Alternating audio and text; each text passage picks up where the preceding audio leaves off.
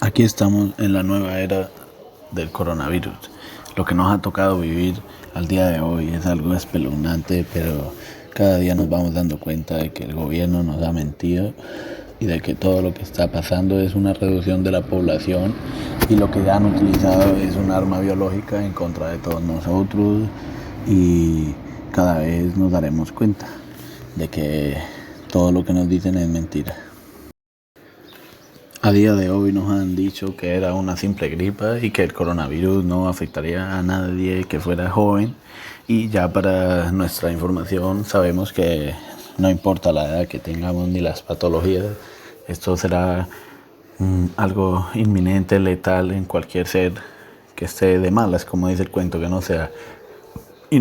no tenga inmunidad suficiente para eso. O sea que podremos decir de que el gobierno chino fue el primero y ahora está todo controlado. ¿Es una casualidad? ¿O será que el gobierno chino utilizó este arma en contra de todo el planeta para adueñarse de las potencias de las bolsas económicas? ¿Qué pensáis ustedes? Desde mi punto de vista, nos han liado a todos, han jugado con nuestras mentes. Cada vez esto está peor y todo es un engaño. Esto es algo que tenían ya planificado los gobiernos de algún país, hacer un arma biológica, química. Para eso están los científicos, para hacer el daño al planeta, no para ayudar. Van en contra de la religión, de Dios, y esto es la maldad pura.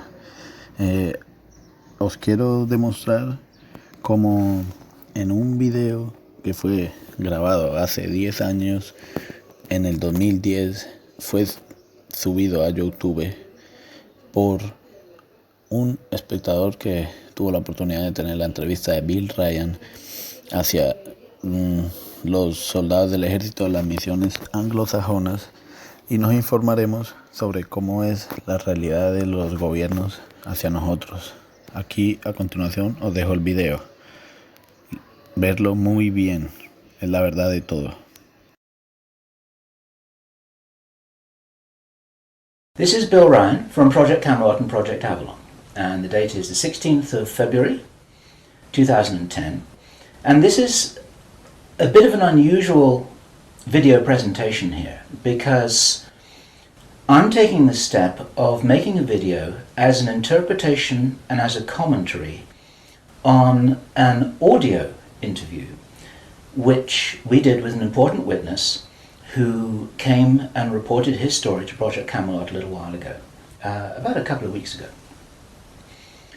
And as with many of our witnesses, this person wanted to remain anonymous, but he has agreed that we transcribe the audio, and so we've got this as a transcript.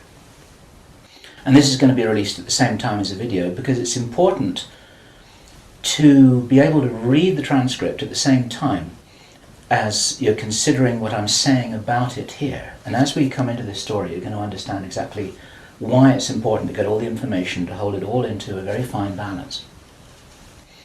Now, this is a British person, and he worked in the British military for a number of years. And after he retired from the military, he worked in the City of London, in a fairly senior position, in a respected position, in the City of London. And for those people watching this video who don't know about the City of London, the City of London is it's like an enclave. It's like a financial enclave in the heart of London itself. Some people consider it almost a little bit like the Vatican. It's very old, it's very ancient. It's the heart of the financial system, not only of Britain, but possibly the world. Many researchers consider that it's very likely that the City of London calls the shots on the financial systems in America. They've got control over the Federal Reserve, the Bank for International Settlements, a whole bunch of things that happen. This is like the nerve center of the financial world. And it's very Masonic, it's very ancient, it's very traditional. And our source attended a number of meetings with senior Masons. And while many of these were interesting, they were routine by City of London standards. They were discussing financial affairs and so on and so forth. And then in the June 2005, he attended another meeting that he thought was going to be a routine meeting, but actually this was something rather unusual, and he realized it was unusual as soon as he arrived. In fact, in his interview with us, the one which we have the transcript of, you will see that he says that he felt it was an accident that he was there. He shouldn't really have been there. He didn't know what was happening. And as such, he didn't really participate in the meeting. He was there as a little bit as a fly on the wall. He was just listening to what was happening. And at first he didn't even understand what was being discussed. Now, the people there were Masons. There were senior Masons. They were about 25 or 30 people there, including senior politicians who most people in the UK would recognise by name. I do not know who they were. He didn't name them, and I didn't ask them, but he said these are well-known names. The chief of police was there, representatives from the church, representatives from the military, 25 or 30 people. And as he listened to this story being discussed, it was an informal meeting. It wasn't like at a big table with kind of notepads and water glasses and minutes and an agenda and a chairman. There were just people in a room who were talking about all of this stuff. And what they were talking about was a plan that had clearly been made a long time ago. And what they were discussing was they were discussing the implementation of this plan. They were discussing how things were going, whether they were on track or not.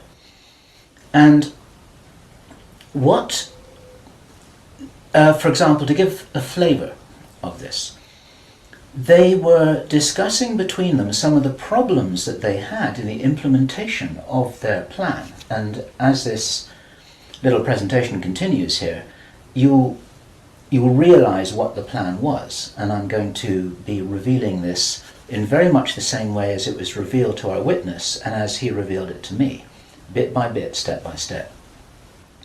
The first thing that he heard was they were talking about the fact that Israel didn't look as if it was getting prepared to attack Iran anytime soon. This was a problem. Even back in June 2005, they were apparently concerned that what it was that was planned on some kind of a timeline wasn't rolling out according to schedule, and this was an issue for them. So that attracted his attention very quickly, because he'd never been in a meeting when this kind of thing was discussed. Then they were talking about China and how powerful China was getting, both militarily and financially, very quickly, and that the Japanese weren't doing what they were supposed to do, which was to interfere in some way with the Chinese financial system. They weren't doing that, and this was another problem because China was getting too strong too quickly. Other things that were discussed were, for example, the coming financial crash, the centralization of resources, everything that we saw starting to happen in October 2008. They were planning that and referring to it in their meeting in June 2005. So there was clearly a rollout of some plan here, and he was quite shocked the more that he heard, and when he really realized what was happening, he was extremely shocked. And one of the reasons why I'm giving this video presentation now is to soften the blow and interpret this a little tiny bit, because it is shocking information. And what I also want to do is I want to try and differentiate out between what it was that he reported, because he'd heard it with his own ears, and what it is that is his speculation and my speculation about how all this fits together. It's very important information. We need to know this stuff. Even though it doesn't look like it's going to be on track, I don't think this will happen.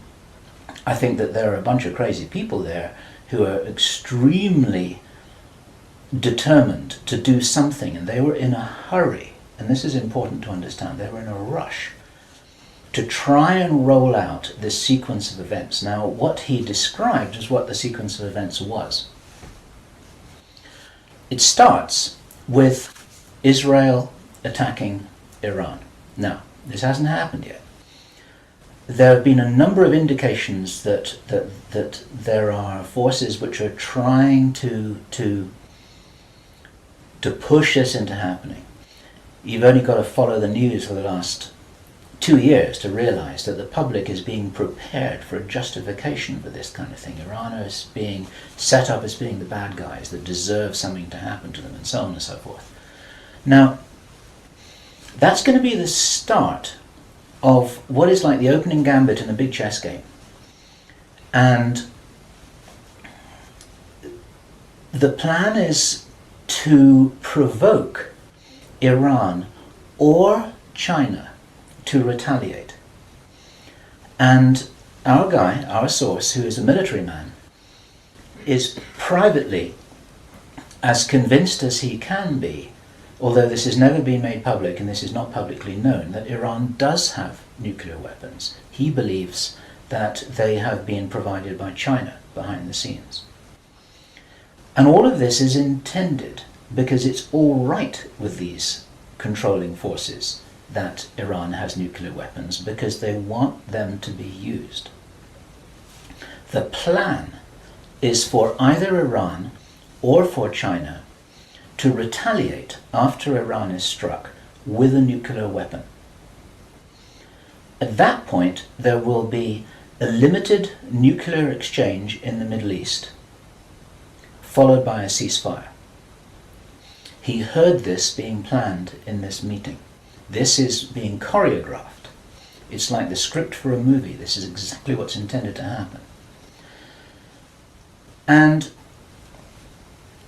during this time, the other thing that's being set up for this, and many people watching this will be aware that this is being set up in the background. We've had a lot of information about this from a number of good researchers from many countries who are reporting this on the internet, that things are being set up in many of the Western countries for there to be heavy controls over populations, martial law, increased powers on security forces who are not just the army or the police, but in Britain, for example, our source said that he absolutely knew personally for a fact, that a very large number of private security people, their powers were being increased to give them the ability to arrest people, the ability to detain, the ability to handle riots in streets. And here we're talking about just regular people working in private security, people who give the parking tickets on the streets. Their powers are being increased in the same way. And last year we heard President Obama talking about how he wanted to have a sort of national guard at home in America, ready to handle this kind of thing. There are a lot of indicators that this is being set up. And in this rollout of this crazy scenario, where it is intended that there will be a limited nuclear exchange in the Middle East, the idea is that as the world looks upon this with horror, then they will demand from their governments that there are heavy controls over travel, over communication, over people who meet, over people who protest in the streets. They want to make sure that they don't have crazy bombers on airplanes, crazy bombers in the shopping malls. They want to make sure, and because people will be driven into fear by this, they'll request and demand and insist on heavy controls from their governments, which will be justified. And this is where you're going to kind of get the martial law situation in all the Western countries. It's intended as a justification. All of this is just the start of something, because this story gets much bigger, and it's pretty horrifying. And if watching this now you're feeling a little bit shocked, this is how I was feeling when I heard this information, and this is how our source was feeling when he was hearing this information in this meeting, because this is just the beginning. Now, during the time of this ceasefire, everyone's shocked, everyone's frightened, everyone's really terrified about where this is going to go. There are all kinds of heavy controls over populations everywhere. And then the next thing that happens in this chess game that's being played is that biological weapons are released on China. He heard this being discussed in this meeting. They will release a flu-like virus that will be genetically targeted against the Chinese population. It's racially targeted against the Chinese people. It's designed to spread like wildfire and to knock out a large number of the Chinese people. And these people in this meeting were laughing about this. They said, China will catch a cold. Those were their words. China will catch a cold. And they were laughing about the fact that these biological weapons will wreak havoc among the Chinese population. And after that, then what effectively will be a kind of plague will actually spread right across the world to the West as well.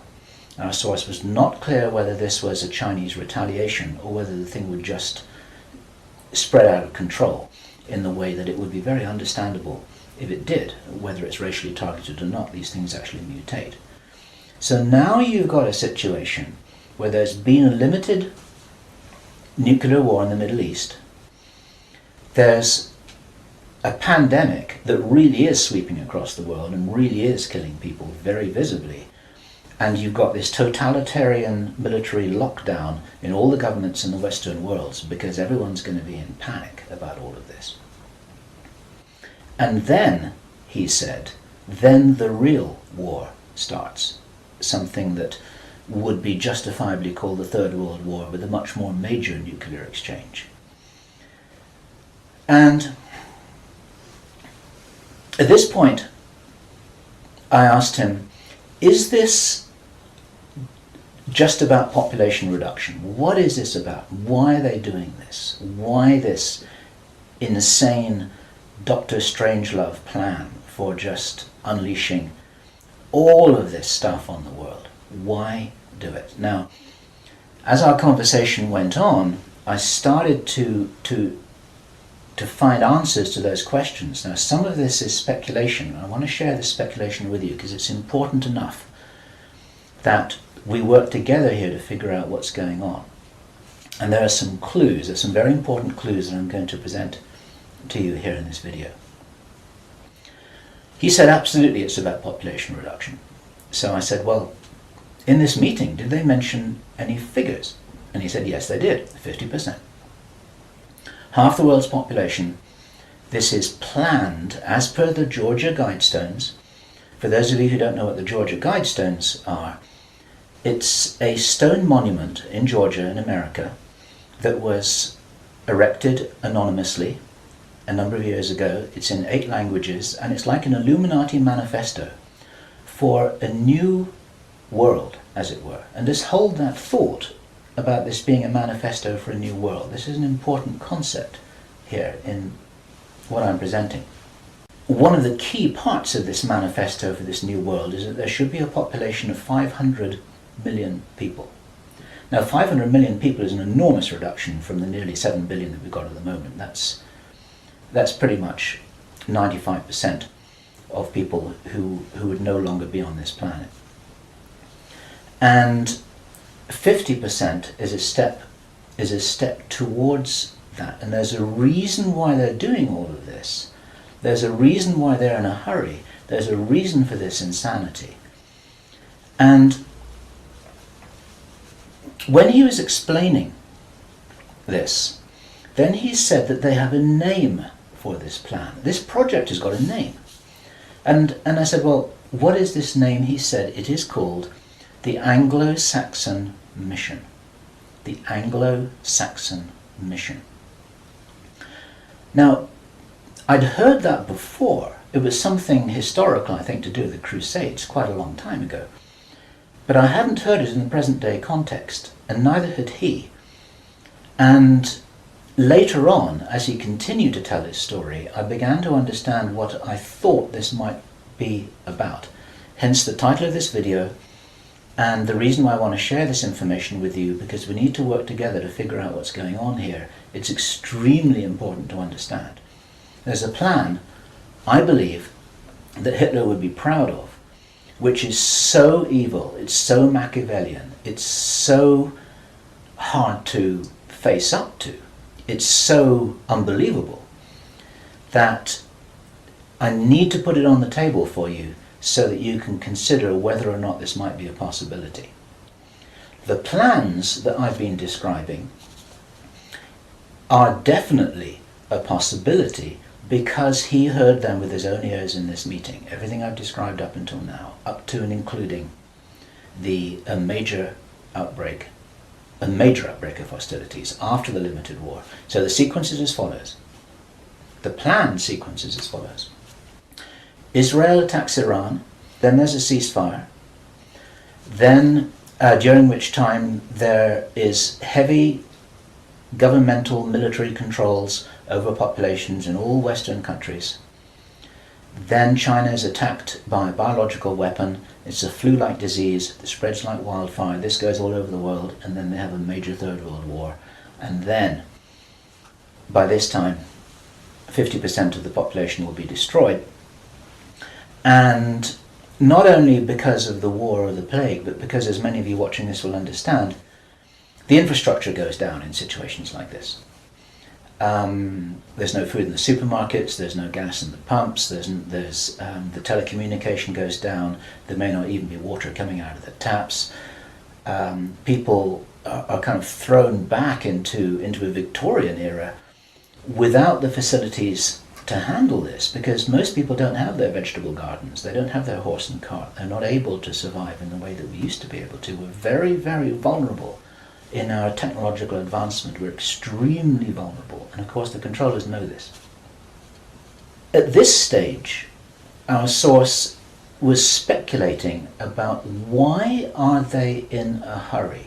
Why do they want to do this?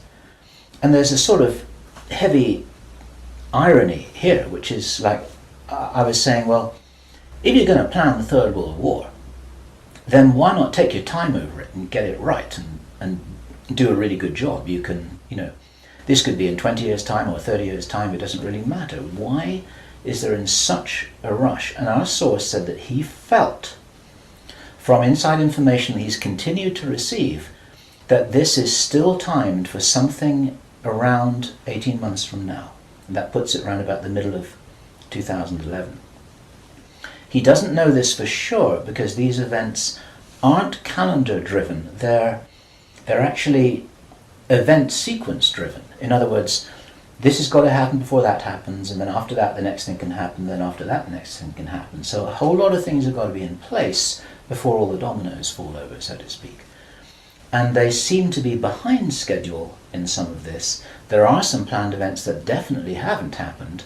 One of the things which I remembered when I was hearing this story was that our source, Henry Deacon, and many of you who've watched Project Camelot videos and read their reports for the last 3 years will know that when we met Henry Deacon in 2006, he said that in his own inside information was that there would be a war against China in 2008. Now that didn't happen. And all this time, at that time it didn't make any sense, and even now it didn't make any sense. It's like, well, all right, but why do this? Why do this? Why do this? Now, this was his answer. And our source is a pretty smart guy. He's been in the military. It's a totally different story that he didn't debrief in our audio transcript, which you have the opportunity to read, but he's had his own ET experiences in the military. He's got his own sources of information about some of the background for this. He says that he's as sure as he can be that the people who are calling the shots in the world, you can call them the Illuminati, the controllers, the cabal, whatever name you have for them, they believe that there is going to be what he called a geophysical event, a major geophysical event. He says that the best information that he's got is that the insiders believe that this is going to happen, or they are concerned that this is going to happen. And many of you watching this will know that this isn't a completely crazy idea. There have been trillions of dollars that have been spent on deep underground bases for some reason which we don't know why it is. You'll know about the seed bank in Svalbard. This is in the public domain, where all the seeds of all the plants and all the crops in the world have been buried deep inside a granite vault in northern Norway. There are many precautions being taken as if something might happen that could really threaten some of these valuable resources, including the seed banks of the world. Now, if there is going to be a geophysical event as they believe, this is because it seems to be preserved Illuminati inside knowledge, whether it's true or not, that there are repeated cyclical geophysical events about every 11,500 years. Information about what really happened to Atlantis was very probably in the Great Library of Alexandria that burnt down a couple of thousand years ago.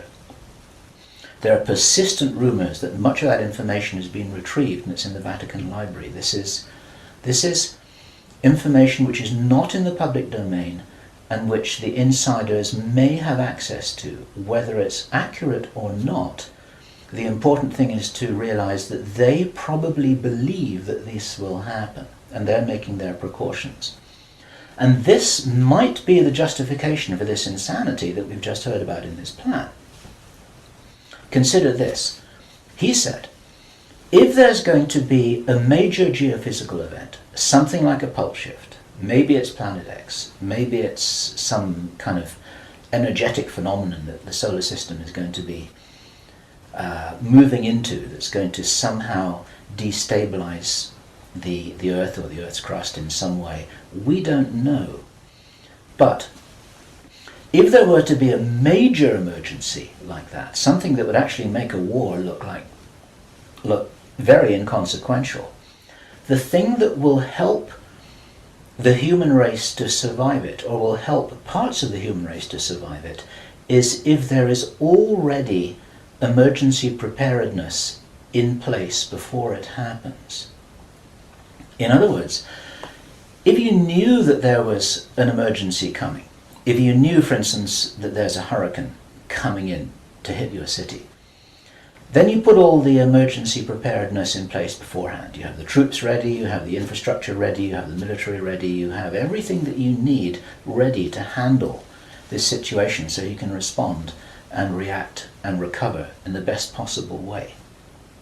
Our source suggests that the reason for this whole Third World War scenario is that then the Western governments, with the Chinese out of the way, will be in a state of such totalitarian control of their own population that they will be best equipped to recover and rebuild the new world after a cataclysm. And he thinks that this is what's happening. And I have to tell you that this terrible logic makes sense to me, that they would think that way. I'm not for a moment agreeing that this will happen. I think this is wild, crazy stuff, but if they believe that it's going to happen, then this could be their justification for this kind of plan that we've heard about is really being discussed. And this now is my own speculation right now, which also makes sense to me. And I invite your comments and your thoughts about this. We need to work together to figure out what's happening here. It's called the Anglo-Saxon mission. What that told me was that the reason for the name is because this is a white racist agenda for the inheriting of the new earth. It's a plan that Hitler would be proud of. If they think that a new earth needs to be rebuilt, a new world, think of that little phrase there, if a new world needs to be rebuilt after a cataclysm, they want the Anglo-Saxons to be doing it. They don't want the Chinese to be doing it. They get the Chinese out of the way first, and then the Anglo-Saxons will inherit this new world with the other nations, the Asian nations, the African nations, the South American nations, presumably it is assumed that they won't have the resources to be able to handle the situation in any kind of a way that gives them the strength to recover after whatever it is that they think is going to occur. So there are several other parts of this which also fit, and one of the reasons why this is an important presentation to make personally is my own personal thoughts, because up until now I've been following a lot of the well-founded research on these sorts of agendas. We've had our own sources of information over the last 3 years, but I've always had questions in my mind, like, why would they do this? You know, war against China, why? Third World War, why? And suddenly, a lot of these things start to make a little bit more sense. It's possible, for example, that when we heard from Jordan Maxwell in our interview with him, which we did at the end of last year, 2009, he described to us how he had researched a number of repeating symbols and images that had been used ever since the time of Hitler, and even long before that, about the dawn of a new day. There's something very important in Masonic and Illuminati thinking about the dawn of a new day.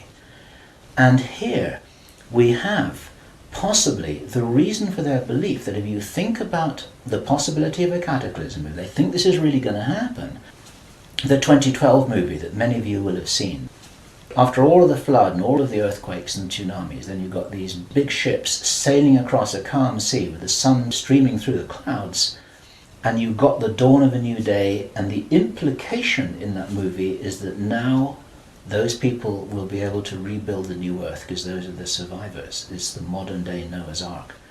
It's possible that the dawn of the new day, that it refers to that.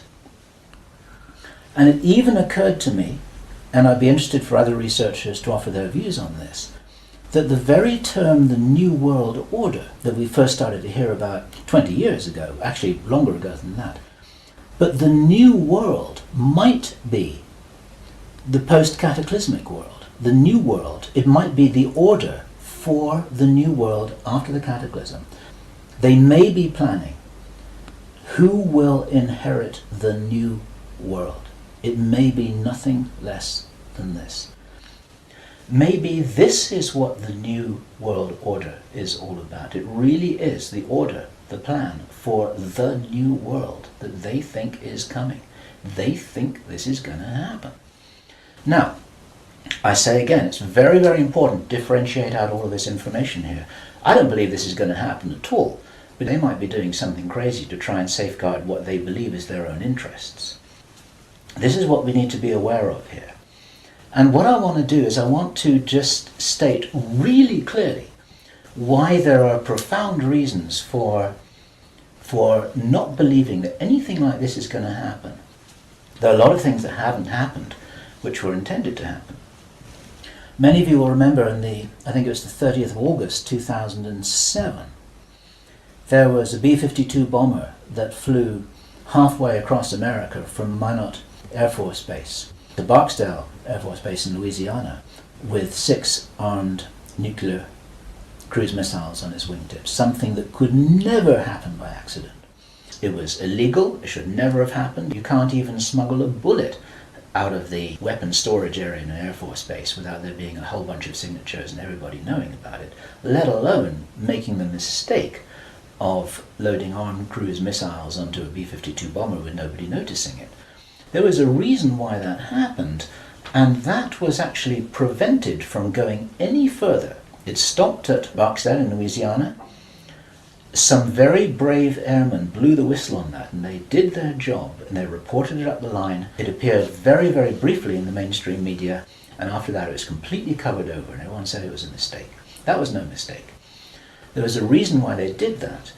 And what many of you don't know is that at that same time, at the end of August, a group of anonymous investors bet $2 billion that the stock market would fall by 50% before the 21st of September 2007. They stood to gain $4.5 billion if their bet had succeeded. These were what are known as put options. And the insiders in the stock market, they call them bin Laden trades. It's a sort of ironic description because of the betting that took place around about 9/11. Okay, those people lost their bet. It didn't work. The plan didn't work. The stock market didn't fall. The bomber never went any further. And for all we know, that was intended to be the start of the Third World War. It never happened. Okay? We heard a few minutes ago, I was describing how Henry Deacon described that the war against China was meant to start in 2008. That didn't happen. A lot of people thought that was crazy. A lot of people thought he was crazy. Maybe he wasn't. Maybe he heard something that was a real plan, but they're 2 years behind schedule, and maybe this will never happen at all. There are a number of other things that may have been planned and which have never transpired. It's very interesting to think about the so-called Mexican flu outbreak, the swine flu outbreak. For the last 6 to 9 months, we've been looking at a scenario where it looked as if they wanted to roll out vaccinations, they wanted a lot of people to get ill, they wanted to announce a pandemic. Even now, there have been proposals to extend this pandemic declaration for another 2 years, and nothing's happening. In England, we call it a storm in a teacup. There's nothing happening here, but maybe something was intended.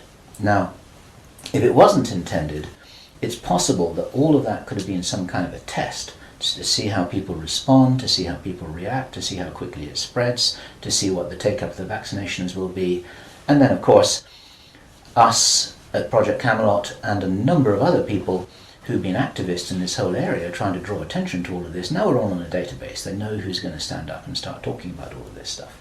So it might have been an experiment, or it could have been a failed rollout of something. There's plenty of reason to believe that things are changing. This is the important thing. And those of you who've been following the work of David Icke, this is an important perspective here, because we support his work fully, in as much as he makes a beautiful presentation and he starts off by saying, we are infinite consciousness. There are many ways to put this, but it's very hard to disagree with that. We're immortal, godlike beings who've long ago forgotten what our power was. The potential of consciousness is enormous.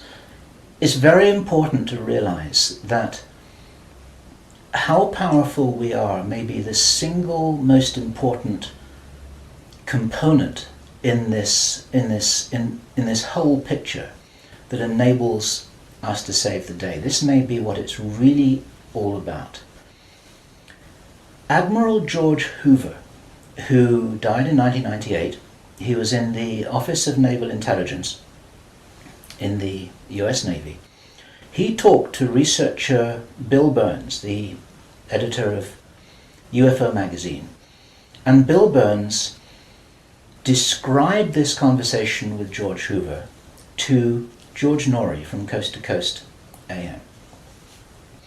And what Admiral George Hoover told Bill Burns was the biggest secret according to what the American Navy had found out. Very, very interesting story. They were talking about the Roswell visitors, and Admiral George Hoover said that these visitors were us from the future. They were time travelers. They weren't extraterrestrials. Now, other researchers and whistleblowers have spoken about the same thing, and this is fascinating in itself. But what Admiral George Hoover said the biggest secret really was, it had to do with the abilities and the power of the consciousness of these travelers. Because they were us from the future, what the military authorities had found out was what humans are really capable of. And he said that this had been buttoned up really tight, because if we knew how powerful we really were, how powerful we really could be, then we would, in his own words, cause chaos around us, and this could never be permitted. We could rearrange the reality around us in the way that we wanted to, in the way that, if this is real, that the future humans have learnt how to do, which gives them access to these sorts of incredible abilities, such as time traveling. Philip Corso, in his book The Day After Roswell, described in some detail how his understanding was that the way the craft works was they were like an amplification of the pilot's own consciousness. It was their consciousness, it was their ability to travel and bilocate that was amplified by the craft, and that actually all of these abilities are basically abilities connected with the consciousness of the beings themselves. And if they are us, this is the message for all of us here. We're being deliberately dumbed down. Our food is being poisoned. Our children are being lied to in the schools. We're being fed propaganda in the media. We're being forced into this tiny little box. We're being kept busy with game shows and ball games, and we are discouraged from really finding out what it is that is our heritage on this planet. Eric von Däniken has just published a book which is called History is Wrong.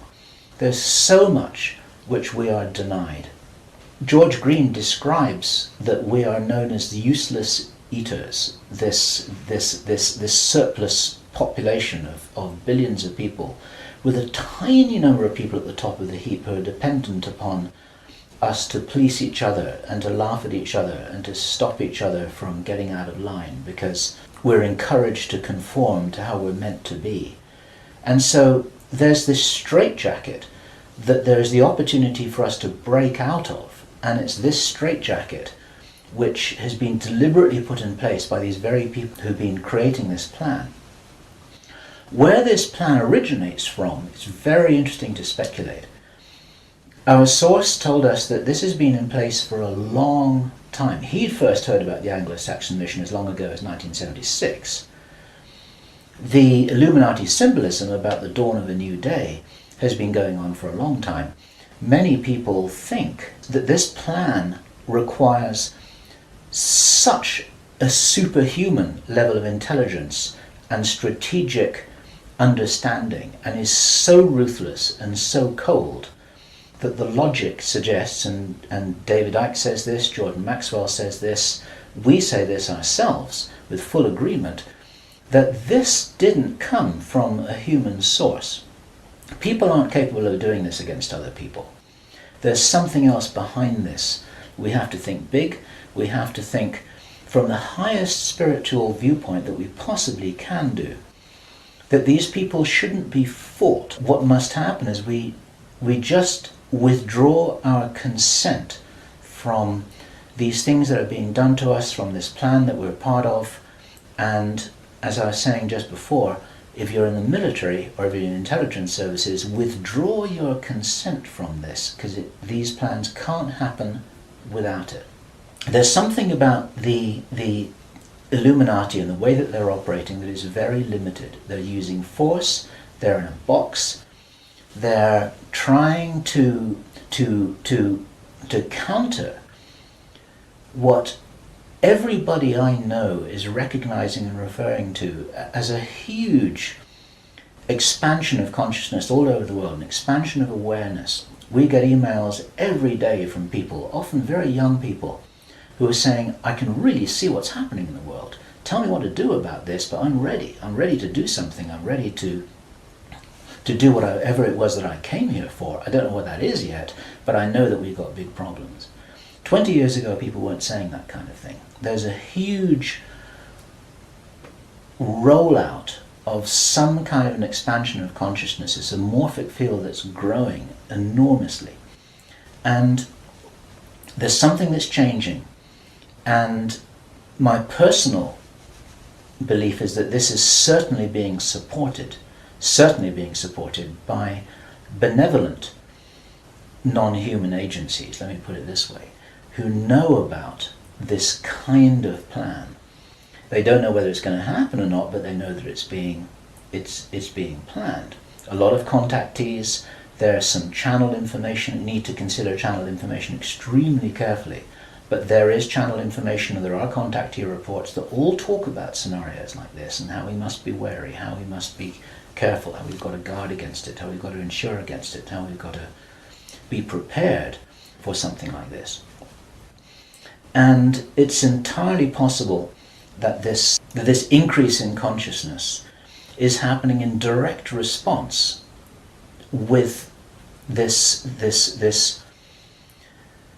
escalation of violent, forceful plans. It's like, as I've often said in my own presentations in the past, it's a little bit like a movie script itself, where you've got everything building up to a climax of the forces of evil and the forces of consciousness just kind of getting ready for some kind of final confrontation. Now, I'm not trying to be biblical about this, and I know that this situation which I've just been describing is a little bit like the Armageddon War, but I do not believe that this kind of thing will actually come about. As I've said many times before, there was an interview which I did on Freedom Central, which you'll see on the Camelot site, where I say the single strongest reason that I have for not believing that anything is fixed, that we're all doomed, that anything really bad is going to happen, although I think we've got a lot of problems to solve, is because I wouldn't be here, and neither would you watching this now. I'd have incarnated on another planet. I'd have gone somewhere else. I'm not going to go and sit here in the firing line with no possible way of escaping. There's a job to do here, and many of you watching this will be aware of the fact that we're here to do jobs. It's what Dolores Cannon calls volunteers. We may be here for a reason. We may be here to help catalyze this increase in consciousness, and that's what's going to prevent this kind of thing from happening, because if we do not agree that this is the future that we want, then that's not what we're going to experience. We do all co-create our reality, we do all have a part in it, and I profoundly believe that by becoming aware of these plans, this is the way that we avert them. There's a difference between prediction and prophecy. These are two words in the English language that are easily confused with each other. Prediction and forecasting is saying, okay, in 3 months' time, this is what's going to happen because this is what the data leads us to conclude logically. That's all about forecasting and prediction. A prophet does something different, and it's a word to be used with care because it's often misused, it's often misunderstood, and it's like a biblical term, and some people react against it for that reason. But what a prophet always used to do was to say, listen, if we don't wake up and if we don't take action, then this is what's going to happen. And the purpose of the prophet giving this prophetic warning is not to warn people that it will happen, but to say, listen, you got to change something here. You got to change the way you're doing things. You got to change the way that you're being. You got to change the way you're interacting with each other. You got to change your whole attitude. Whatever it is that you change, then the purpose of the change is so that this prophesied event doesn't happen. And so what we have here is we have a kind of prophecy. It's not a prediction. And I'm using this word very, very carefully because the reason why I'm making this statement, the reason why we're releasing this information is to make sure that this doesn't happen. What are we going to do with this information? It's going to be translated into every language that we can. The video is going to be subtitled in Chinese, Arabic, Russian, Spanish, every other major language. I want this video to be picked up by the Chinese. I want this to be escalated up the line. The Chinese are very sensitive about videos that refer to them, especially ones with Chinese subtitles. This will be reported right up the line to Chinese intelligence, to the Chinese military commanders. And the reason for that is because, first of all, if this is nonsense, it doesn't matter. Okay. But if this is a really serious threat, then those are the guys who need to know about it, because their first nuclear response, which is designed to be provoked, is the thing that actually sets this whole thing on fire. And so, to any Chinese military commanders who are listening to this, don't do it. Okay? None of us must do anything here that is in alignment with their plans. There's a wonderful scene in the Avatar movie that I loved so much, which was when the woman helicopter pilot who was ordered to fire her weapons at the big tree. She's just about to fire, and then she says, I didn't sign up for this. And then she turns around and she goes home. She's not going to be part of this. There are many people in the military who never signed up for anything like this. There are many people in the intelligence services. They never signed up for anything like this. They signed up when they were young, thinking that they were doing the best thing for their country, thinking that they're doing the best thing for mankind. They're not all evil at all. And so as a direct message to those of you in the military and the intelligence services who may be watching this or may have had this brought to their attention, you don't have to do this stuff just because you're told. You need to support what's best for the human race. You don't need to follow orders if it's going to lead to a huge destruction here, which is in no one's interests apart from the controllers who have an agenda of their own, and that agenda doesn't feature you and me, that's for sure.